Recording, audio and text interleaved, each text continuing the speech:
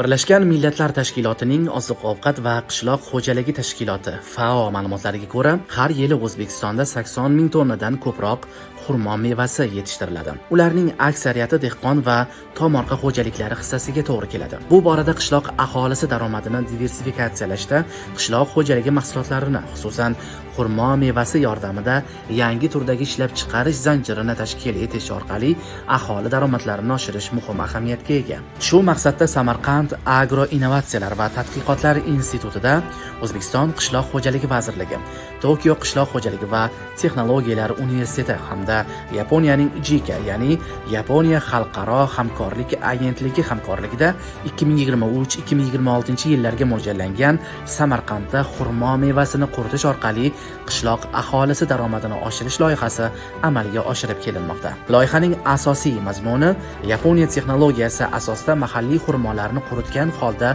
ulardan qimmatli xurmo mayizlarini ishlab chiqarishdan iboratdir. Bu jarayonning nisbatan sodda va eng muhimi ko'p energiya hamda mablag' talab etmasligi uning oddiy tomorqa xo'jaliklari uchun ham qo'shimcha daromad manbaiga aylanishiga yordam beradi. Loyiha doirasida xurmo yetishtirish bilan shug'ullanuvchi bog'bonlar bilan uchrashuvlar tashkil etilib, ularga xurmodan yuqori hosil olish bo'yicha muhim tavsiyalar berildi. Bundan tashqari mazkur institutda Yaponiya xalqaro hamkorlik agentligi hamda Tokio qishloq xo'jaligi va texnologiyalar universiteti vakillari ishtirokida xurmo daraxtini parvarishlash, undan yuqori hosil olish hamda mazkur mevaning quritish texnologiyalariga bag'ishlangan seminar trening o'tkazib kelinmoqda. Olimlar, talabalar, fermerlar va jamoatchilik vakillari qatnashgan seminarlarda tinglovchilar xurmo yetishtiruvchi davlatlar, ularning turlari, parvarishlash, tahir ta'mini yo'qotish usullari va boshqalar haqida muhim ma'lumotlarga ega bo'lishdi. Amaliy tarzda ekspertlar tomonidan qatnashuvchilarga